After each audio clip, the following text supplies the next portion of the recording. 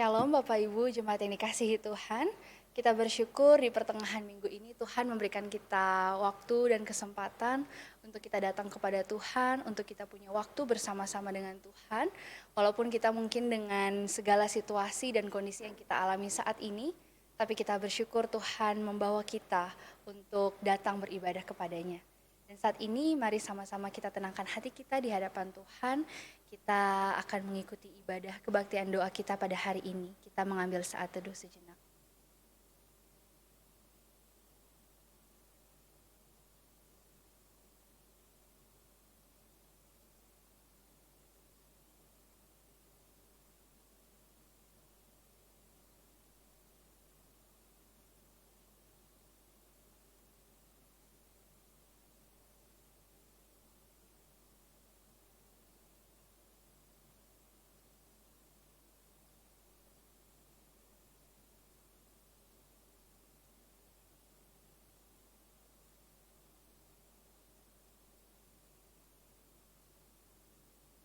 Di dalam Mazmur 34, di sana Daud menuliskan Mazmurnya kepada Tuhan.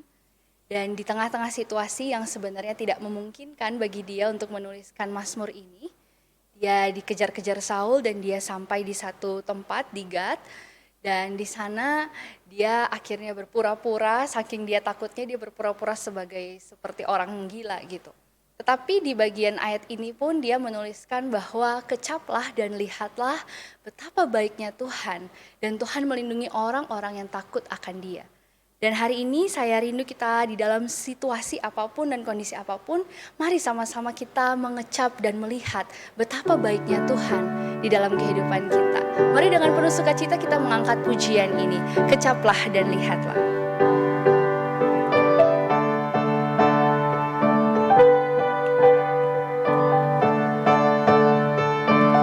Kecaplah dan lihatlah, kecaplah dan lihatlah betapa baiknya Tuhan itu.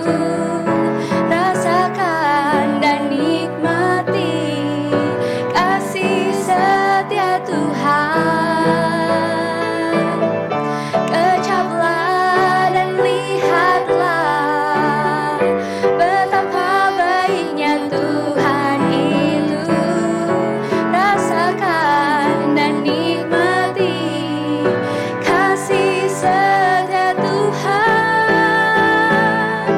Syukur bagimu Tuhan, segala hormat bagimu Tuhan, Allah yang mengasihiku, Allah yang memeliharaku selamanya. Mari dengan tetap bersuka cita, kita sama-sama katakan sekali lagi, kecaplah dan lihatlah. Kecaplah dan lihatlah betapa baiknya Tuhan itu. Rasakan dan nikmati kasih setia Tuhan. Syukur bagimu Tuhan, syukur bagimu Tuhan, segala hormat bagimu Tuhan, Allah yang mengasihiku,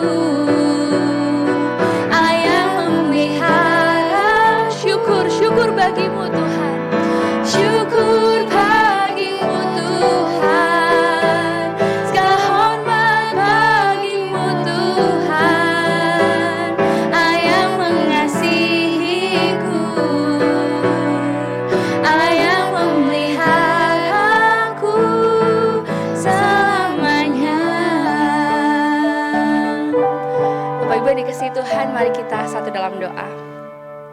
Syukur bagimu Tuhan, oleh karena kebaikan Tuhan, oleh karena perlindungan Tuhan di dalam kehidupan kami, dan kami bisa merasakannya hari demi hari di segala hal, di segala kondisi kehidupan kami. Kami bersyukur Tuhan, hari ini kami dipanggil oleh Tuhan untuk memiliki waktu yang khusus dan bersama-sama dengan Engkau.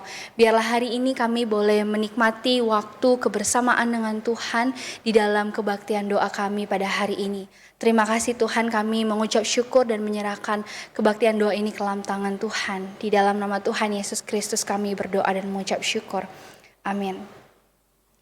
Bapak Ibu jemaat yang dikasihi Tuhan, kita tahu bahwa kehidupan kita seharusnya kita memiliki kerinduan yang sama seperti Daud, sekali lagi, di mana dia selalu merindukan kebersamaan, waktu bersama dengan Tuhan. Dan dia bilang, hanya dekat Allahku, aku merasakan tenang. Dan sekiranya kita pun saat ini, apapun yang kita hadapi, kita melihat bahwa ternyata ada ketenangan di dalam Tuhan. Dan Tuhan menjanjikan itu juga bagi kita. Hanya dekat Allahku, aku merasakan tenang.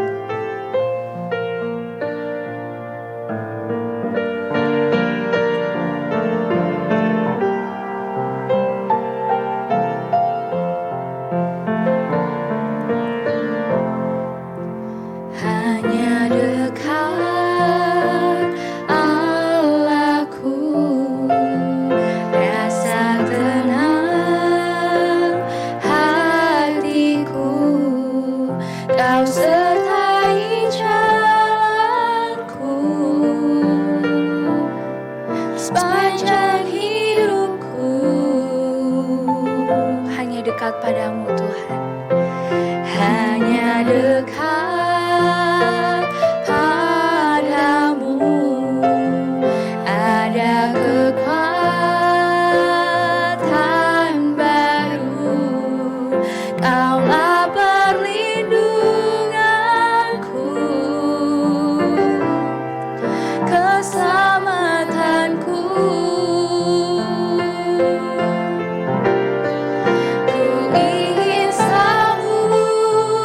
Bersekutu denganmu, menikmati hadiratmu, biarkan rohmu tinggal dalam hidupku. Sungguh indah bersamamu selamanya. Sekali lagi, hanya dekat Allahku, hanya dekat Allahku, rasa tenang hatiku. Kau sertai jalanku sepanjang hidupku.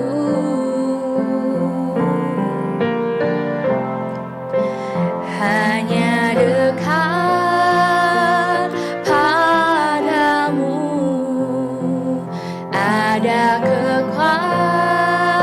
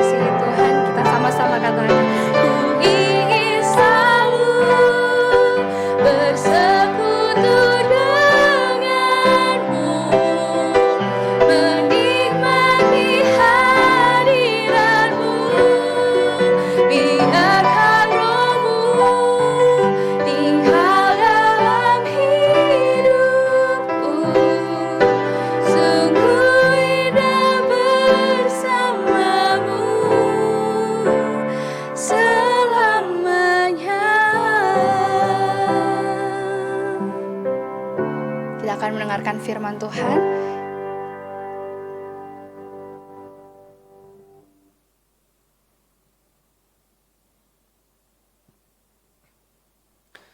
Mari bersama-sama kita berdoa.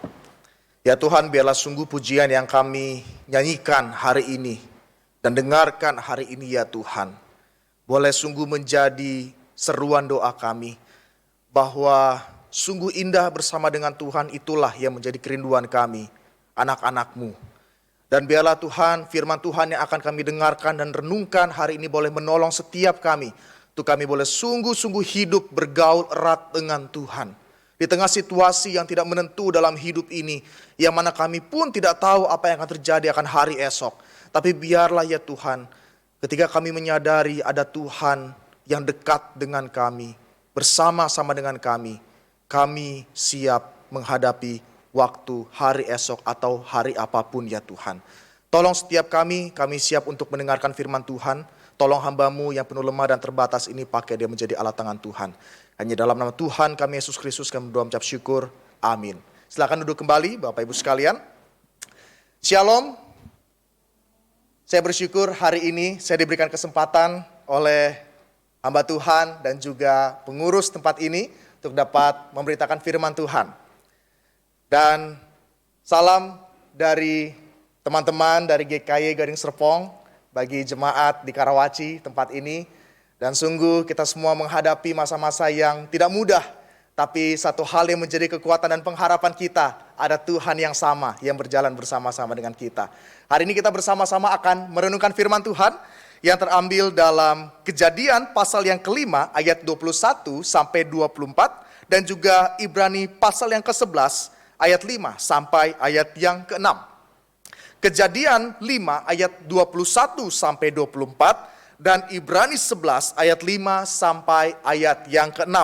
Jika Bapak Ibu sudah mendapatkan, saya akan membacakannya bagi Bapak Ibu sekalian. Demikian firman Tuhan.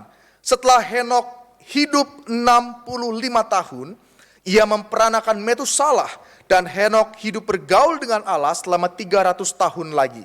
Setelah ia memperanakan Metusalah dan ia memperanakan anak-anak lelaki dan perempuan. Jadi Henok mencapai umur 365 tahun dan Henok hidup bergaul dengan Allah, lalu ia tidak ada lagi sebab ia telah diangkat oleh Allah. Ibrani 11 ayat 5 sampai 6. Karena iman Henok terangkat supaya ia tidak mengalami kematian dan ia tidak ditemukan karena Allah telah mengangkatnya. Sebab sebelum ia terangkat, ia memperoleh kesaksian bahwa ia berkenan kepada Allah, tetapi tanpa iman tidak mungkin orang berkenan kepada Allah. Sebab barang siapa berpaling kepada Allah, ia harus percaya bahwa Allah ada dan bahwa Allah memberi upah kepada orang yang sungguh-sungguh mencari Dia. Berbahagialah setiap kita yang membaca merenungkan firman Tuhan, juga melakukannya dalam kehidupan kita setiap hari. Saudara sekalian, fakta menarik bahwa di masa pandemi ini, komunikasi adalah sebuah kebutuhan. Kenapa saya katakan sebuah kebutuhan?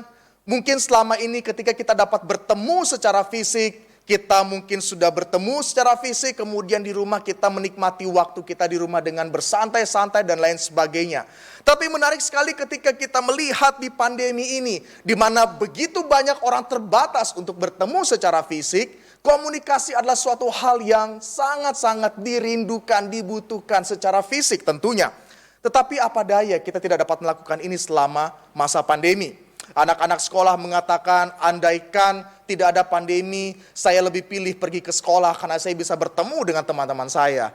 Kalau yang sudah bekerja sekalipun mungkin saat ini sudah bekerja dalam kantor gitu, tidak WFH lagi begitu. Tapi pada masa-masa WFH mengatakan, saya rindu sekali kembali masuk ke kantor lagi, bertemu dengan kolega dan rekan-rekan saya. Dan juga ada sebagian dari kita yang terbatas pergi datang ke gereja dan kemudian merindukan, aduh rasanya lebih enak kalau dapat bertemu secara fisik, kita dapat beribadah bersama, bercengkrama, tertawa bersama-sama, hangat seperti sebelumnya. Kita merindukan masa-masa itu. Oleh sebab itu di masa-masa pandemi kita bersyukur pada Tuhan. Tuhan juga mengaruniakan begitu banyak media komunikasi. Termasuk di dalamnya yaitu adalah media sosial. Nah, kita melihat saat ini media sosial menjadi garda terdepan orang-orang berkomunikasi. Ada yang berkomunikasi lewat YouTube, ada yang berkomunikasi lewat Instagram, ada yang berkomunikasi lewat WhatsApp, Telegram, dan lain sebagainya. Media sosial menjadi garda terdepan saat ini, orang-orang tetap keep in touch. Ya, bahasa anak muda atau kita juga mengetahui bahasa itu ya, tetap keep in touch di masa-masa pandemi ini. Media sosial, semua orang ramai menggunakan media sosial. Zoom juga dipakai untuk apa? Untuk dapat dilakukan konferensi, untuk dapat dilakukan meet up begitu secara virtual dengan begitu banyak orang. Semua dilakukan karena semua orang kembali ingin merindukan masa-masa berkomunikasi seperti sebelum masa pandemi. Inilah fakta yang ditunjukkan oleh pandemi. Kebutuhan akan komunikasi itu semakin terlihat dan traffic dari media sosial juga semakin padat di tengah masa-masa pandemi. Namun fakta dari kehidupan kita sebagai orang percaya tanpa kita sadari jugalah demikian Bapak Ibu sekalian. Tanpa kita sadari. Kalau kebutuhan dunia untuk semakin intens berkomunikasi dikarenakan adanya keterbatasan pertemuan secara fisik, namun sebagai orang percaya kita pun memiliki kebutuhan untuk tetap berkomunikasi dengan Tuhan.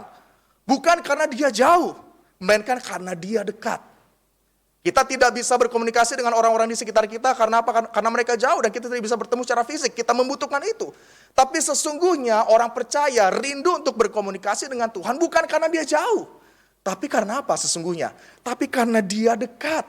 Namun hal tersebut tidaklah disadari oleh orang-orang percaya.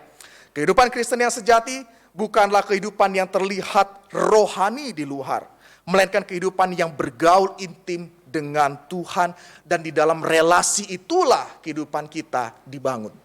Kehidupan Kristen yang sejati bukanlah kehidupan yang terlihat rohani di luar. Bukan saya katakan artinya pelayanan gak baik, itu baik tetap Bapak Ibu sekalian.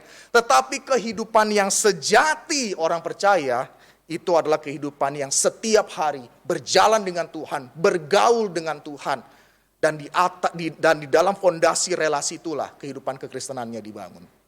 Dan inilah yang ditunjukkan oleh Henok dari kedua bagian firman Tuhan yang tadi kita baca. Saudara sekalian, kalau kita melihat siapakah sesungguhnya Henok? Henok adalah anak dari Yared, ayah dari Metusalah. Dia juga keturunan Set. Namun yang menarik adalah dikatakan bahwa dia bergaul erat dengan Tuhan. Saudara sekalian, Henok bukanlah nabi, juga bukan raja, dan juga bukan imam. Tapi dikatakan bahwa apa? Dia bergaul erat dengan Tuhan, amat sangat dekat, menjadi kesaksian bahkan sampai sekarang. Kita pun dapat melihat, menyaksikan kisah dari Henok sampai sekarang. Dia membawa satu kisah legacy yang luar biasa, bahwa dia adalah orang yang memiliki hubungan yang erat dengan Tuhan. Di saat zamannya, saat itu tidak memungkinkan untuk orang-orang mengabdi kepada Allah, apalagi bergaul dengan Allah. Mengapa demikian? Kalau kita membaca dalam Yudas pertama ayat 14-15 dikatakan, juga tentang mereka Henok, keturunan ketujuh dari Adam, telah bernubuat katanya, sesungguhnya Tuhan datang dengan beribu-ribu orang kudusnya, hendak menghakimi semua orang dan menjatuhkan hukuman atas orang-orang fasik, karena semua perbuatan fasik yang mereka lakukan, dan karena semua kata-kata nista yang diucapkan orang-orang berdosa yang fasik itu terhadap Tuhan. Kita melihat situasi Henok saat itu bukanlah satu hal yang kondusif untuk dia bergaul erat dengan Tuhan. Begitu banyak distraksi.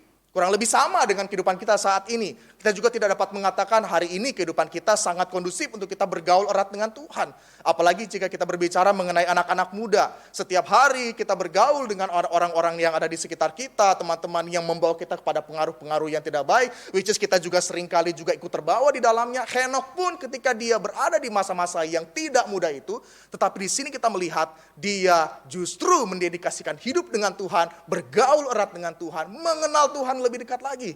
Ini adalah suatu hal yang tidak normal, tetapi luar biasa Bapak Ibu sekalian.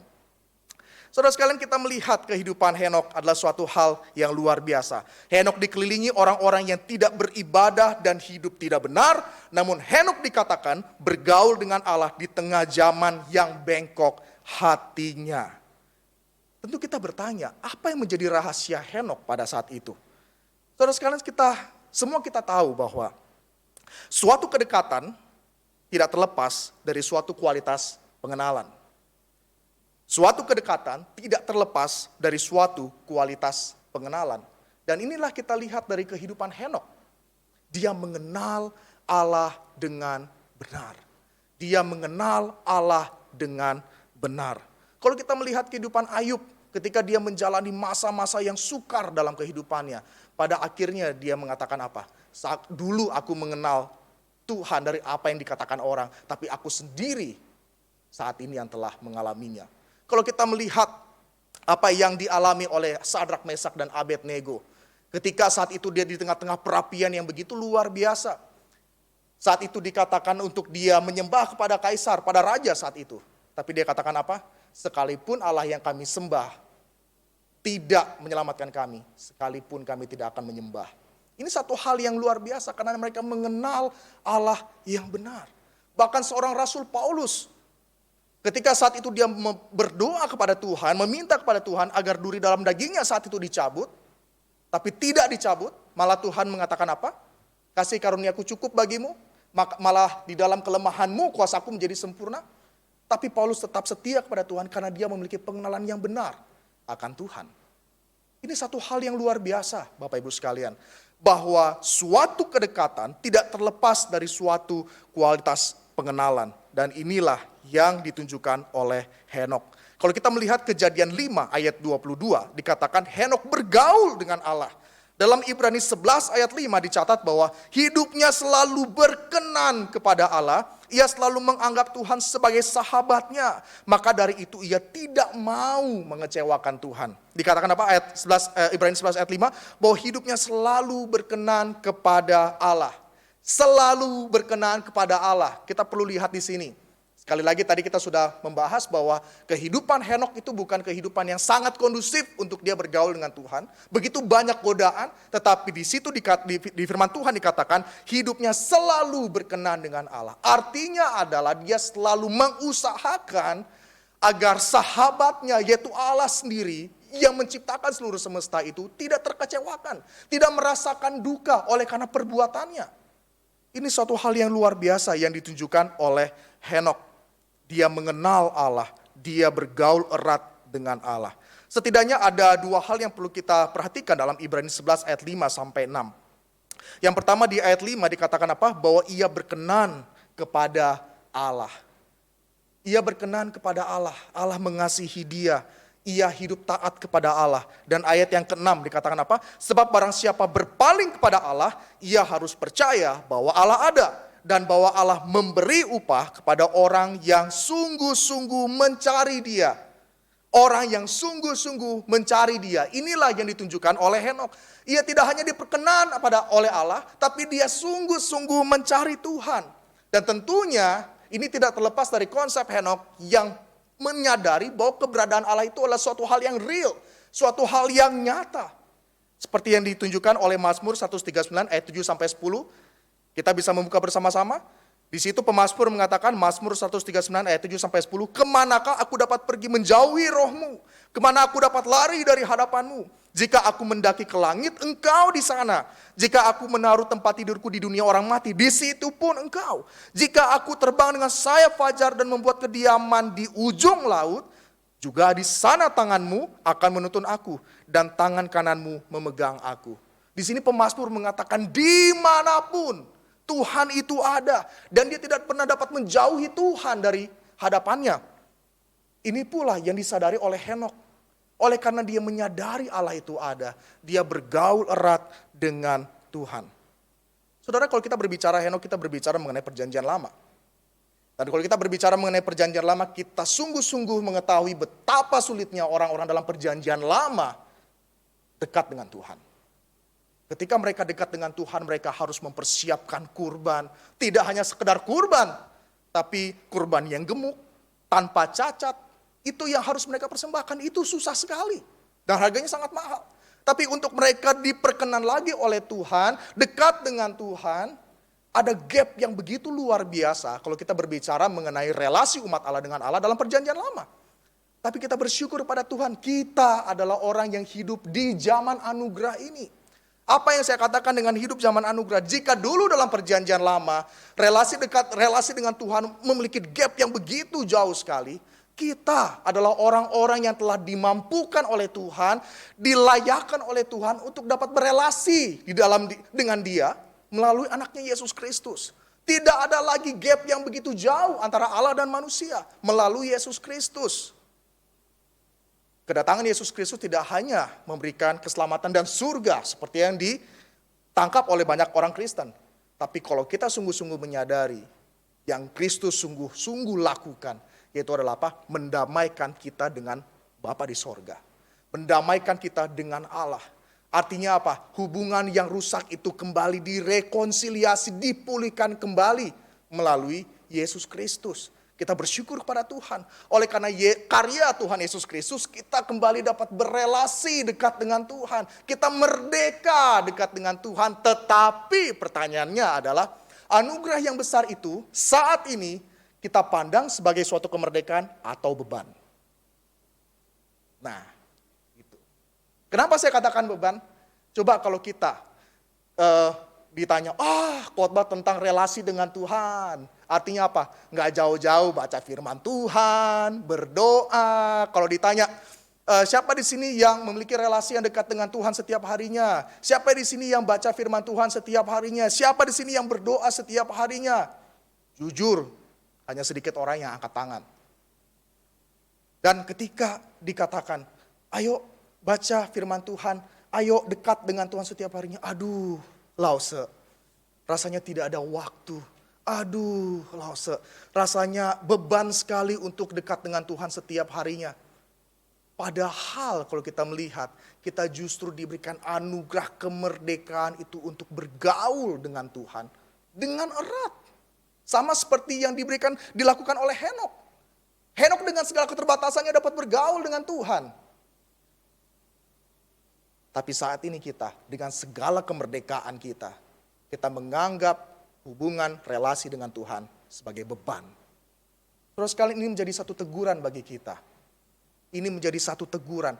Satu penghiburan bahwa kita dapat berelasi dengan Tuhan, tapi juga menjadi satu teguran bagi setiap kita termasuk saya di tempat ini. Bahwa seringkali kita menganggap relasi dengan Tuhan setiap harinya bukan suatu kemerdekaan, tapi satu belenggu. Kita bergumul sekali dekat dengan Tuhan. Kita rasanya menganggap suatu beban dengan Tuhan. Namun setiap harinya ketika kita beribadah, ketika kita menyanyi di gereja, kita mengatakan, aku mencintai Engkau Tuhan. Saya tidak membayangkan kalau memang Tuhan ada di hadapan kita, apa yang Dia katakan. Sedangkan kalau kita ketemu sama pacar kita mengatakan mungkin aku mengasihi Engkau, aku mencintai Engkau, tapi tidak pernah membangun komunikasi atau mengusahakan suatu cinta yang dikatakan memang cinta. Pasti mereka mengatakan apa? Omong kosong. Omong kosong. Tapi sekali lagi saya tidak dapat membayangkan kalau itu memang Tuhan ada di hadapan kita secara empiris kita dapat saksikan. Tapi kita tahu bahwa sekalipun kita tidak melihat Allah melalui panca indera kita, Dia ada di sini. Tadi pemazmur mengatakan, kemanapun aku pergi, aku tidak dapat pergi menjauhi dari roh-Mu. Artinya dimanapun kita berada, di situ Tuhan ada. Dan di sana pun Tuhan selalu available untuk apa? Untuk keep in touch sama kita. Namun pertanyaannya sekali lagi, adakah kerinduan itu kita benar-benar rasakan? Atau sekali lagi kita menganggapnya sebagai beban? Dalam katekismus Westminster pertanyaan yang pertama, apa yang menjadi tujuan hidup manusia? Itu adalah apa? Memuliakan Tuhan dan menikmati Dia. Dan menikmati Dia. Menikmati. Saya coba membayangkan kalau sebuah relasi pasangan suami istri, apa yang dinikmati? Dengan pasangan suami istri setiap harinya.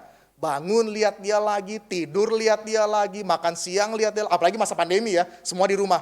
Apa-apa kemana lihat dia lagi, apa yang dinikmati? Kalau nggak ada cinta di sana, pasti kita udah pengen keluar rumah aja.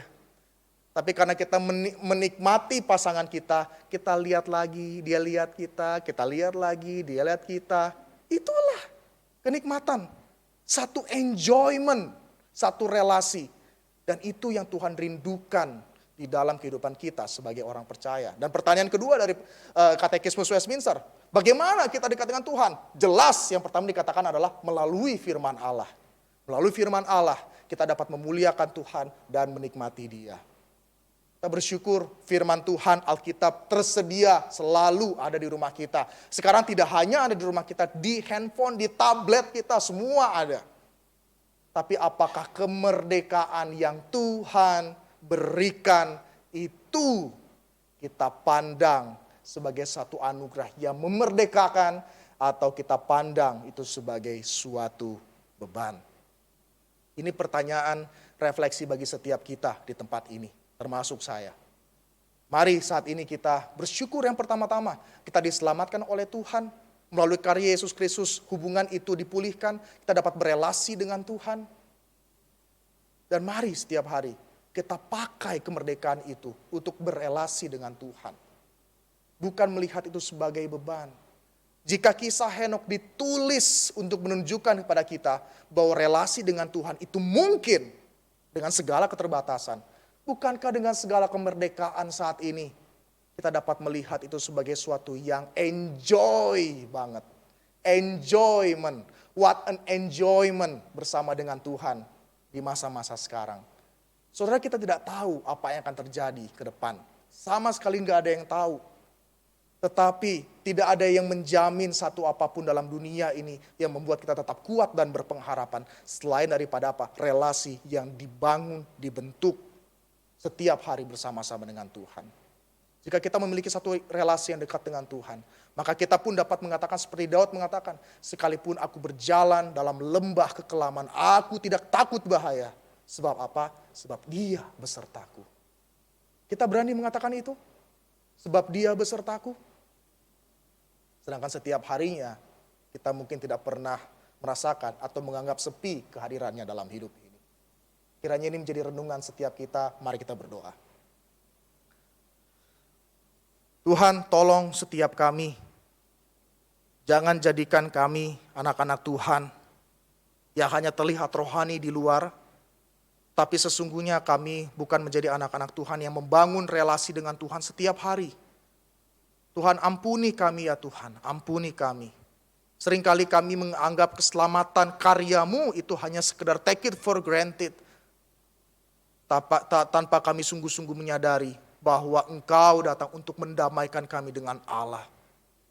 Untuk membangun kembali relasi yang rusak itu. Ampuni kami. Seringkali kami menganggap waktu-waktu yang terbaik untuk Tuhan sebagai beban, bukan suatu kemerdekaan. Ampuni kami ya Tuhan. Tapi biarlah kami boleh belajar dari Henokh. Dengan segala keterbatasannya dia bergaul erat dengan Tuhan. Menjadi kesaksian. Bahkan Engkau sendiri, Tuhan kami Yesus Kristus ketika berada di dalam dunia ini. Engkau pun tetap membangun relasi dengan Bapa di sorga. Dan seharusnya kami malu jika Engkau adalah Allah. Tetap membangun relasi dengan Bapa di sorga. Siapakah kami ya Tuhan yang Kau rela mati untuk memulihkan relasi itu. Namun kami menyia-nyiakan bahkan menganggap beban relasi dengan Tuhan itu. Ampuni setiap kami, ampuni setiap kami. Kami memohon Allah Roh Kudus memampukan kami untuk dapat melakukan firman Tuhan ini dalam hidup kami setiap hari. Terima kasih Tuhan Yesus untuk firman-Mu. Dalam nama Tuhan kami Yesus Kristus kami berdoa mengucap syukur. Amin.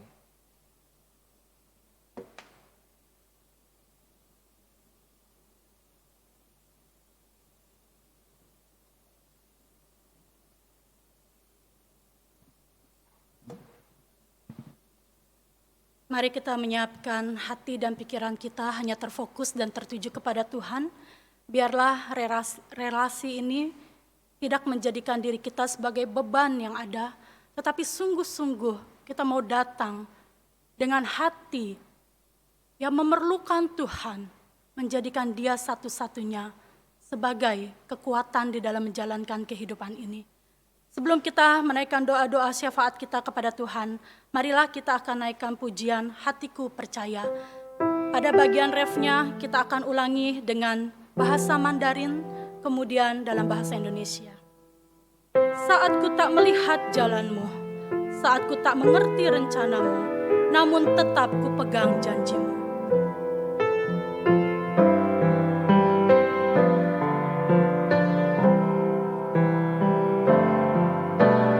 Saat ku tak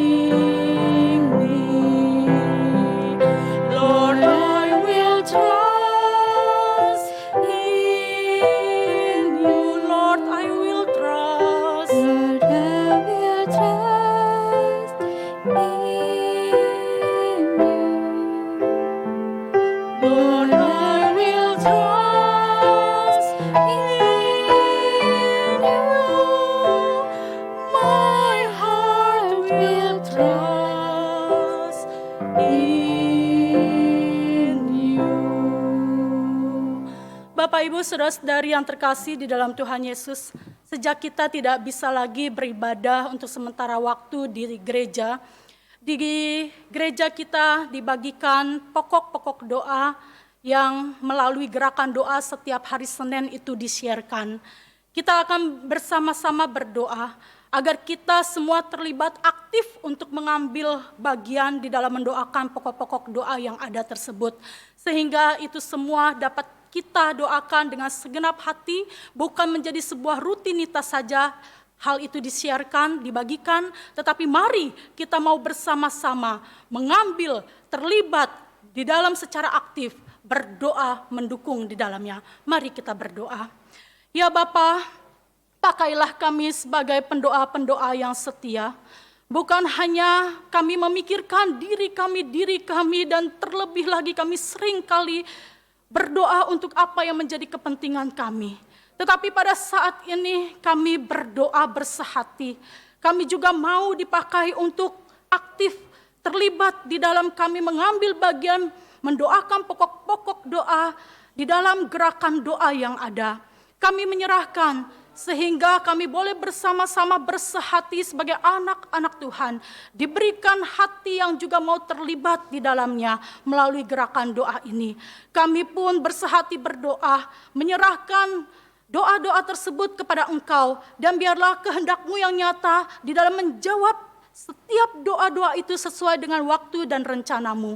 Hanya di dalam nama Tuhan Yesus Kristus kami telah berdoa. Amin. Bapak Ibu saudara-saudari yang terkasih di dalam Yesus Kristus, selama masa pandemi ketika kita tidak bisa pergi ke gereja, tetapi kita juga diberikan kesempatan meskipun kita ada di tempat kita masing-masing, yaitu ada sebuah program gereja di mana suara pengembalaan itu dibagikan kepada setiap kita. Suara penggembalaan ini mengingatkan kita akan kebenaran firman Tuhan yang menguatkan, memberikan kepada setiap kita pengharapan, bahkan kita juga diteguhkan melalui kebenaran firman Tuhan. Mari kita berdoa agar program suara pengembalaan yang dibagikan setiap hari Jumat ini menjadi berkat bagi setiap kita yang mendengarkannya. Mari kita berdoa. Bapa, kami bersyukur jika di dalam gereja kami ada salah satu program yaitu suara pengembalaan. Di dalam hari-hari yang kami lalui memang tidak mudah pada saat ini. Tetapi biarlah kebenaran firman Tuhan yang disampaikan menjadi berkat bagi setiap kami. Biarlah kebenaran firman Tuhan yang dipersiapkan oleh hamba-hamba-Mu ini, Tuhan kiranya Kau menolong untuk hamba-hamba-Mu dapat mempersiapkan dengan hati yang sungguh-sungguh mempersiapkannya untuk kemuliaan nama-Mu, dan itu menjadi berkat bagi setiap kami. Tuhan tolong kami supaya kami tidak menyia-nyiakan, untuk kami juga boleh memiliki relasi yang indah bersama dengan Engkau, mendengarkan kebenaran firman Tuhan, dan di dalamnya Tuhan biarlah kami terus memiliki hidup yang bertumbuh di hadapan Engkau.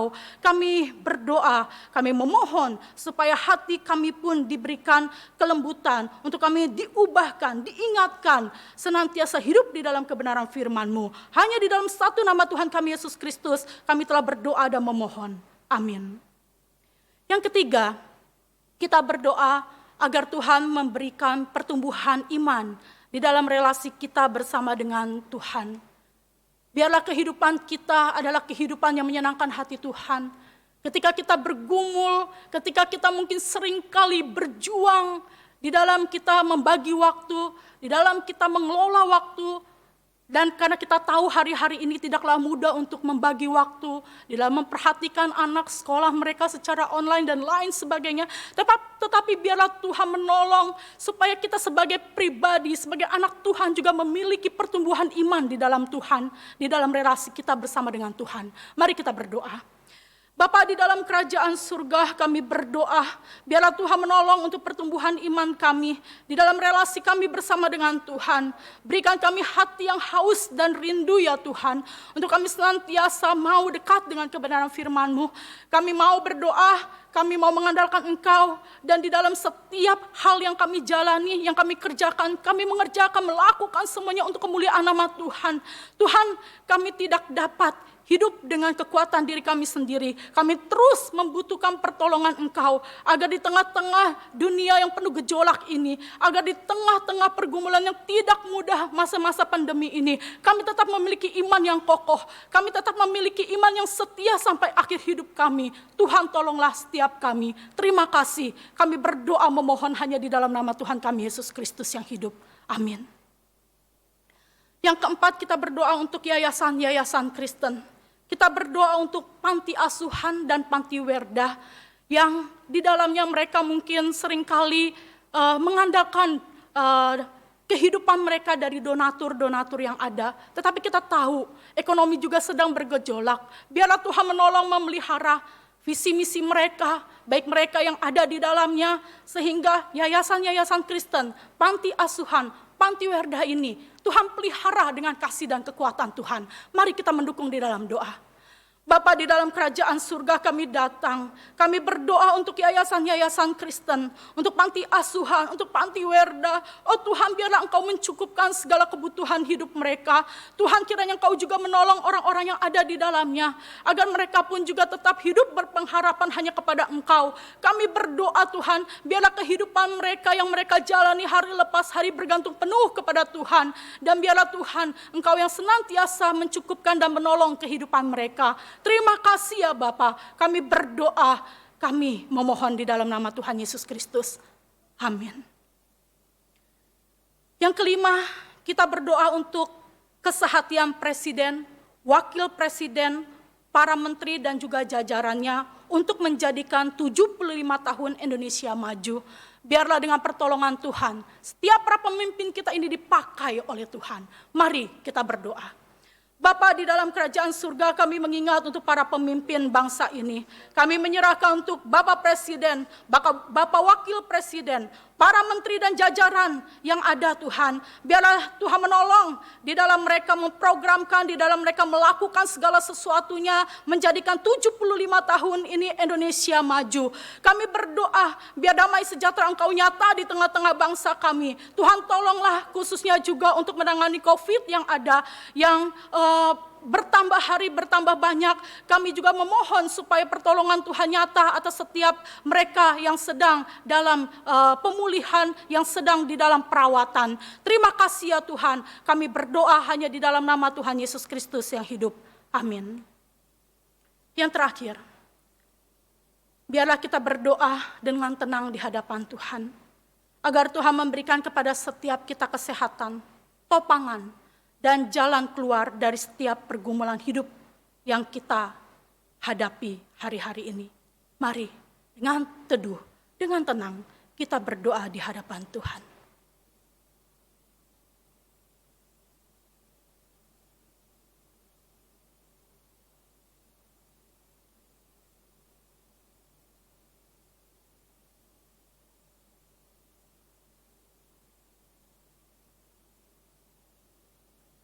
Engkau Tuhan sangat mengetahui hidup dari setiap kami.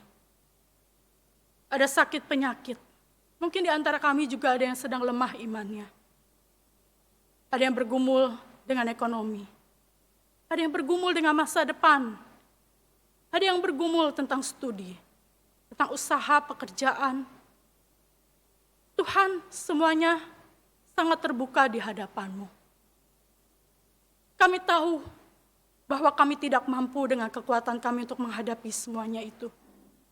Tetapi kami punya Tuhan yang sungguh berkuasa di dalam kehidupan kami. Kami membawa diri kami membawa pergumulan kami Tuhan ke hadapan Engkau. Dengarlah Tuhan doa kami. Biarlah kehendak-Mu nyata yang terbaik Kau berikan bagi setiap kami. Terima kasih. Kami berdoa hanya di dalam nama Tuhan Yesus Kristus. Amin. Saya undang kita semua untuk bangkit berdiri. Kita akan menaikkan pujian. Bapa, terima kasih. Setelah itu, Pendeta Arifin akan menyampaikan doa berkat.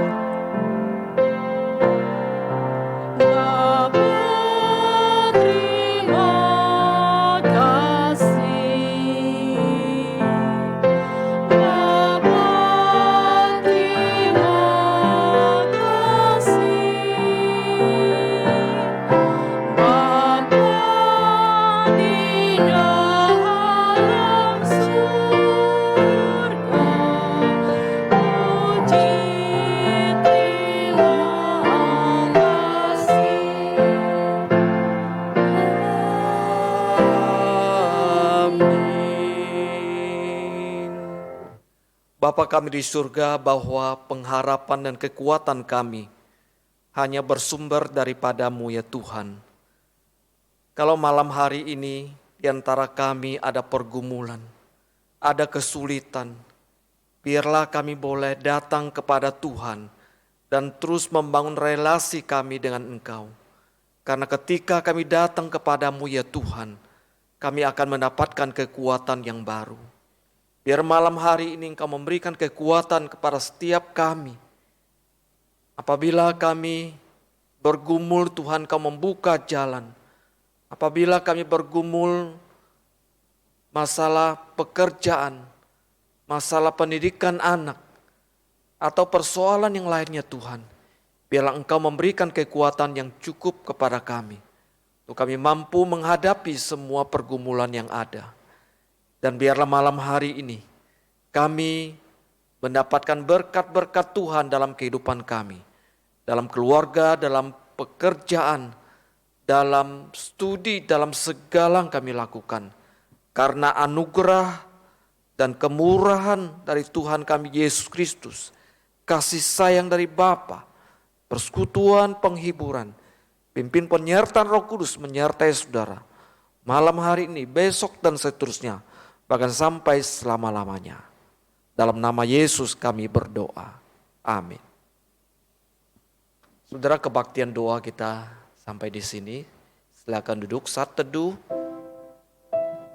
Selamat malam, Tuhan Yesus memberkati. Amin.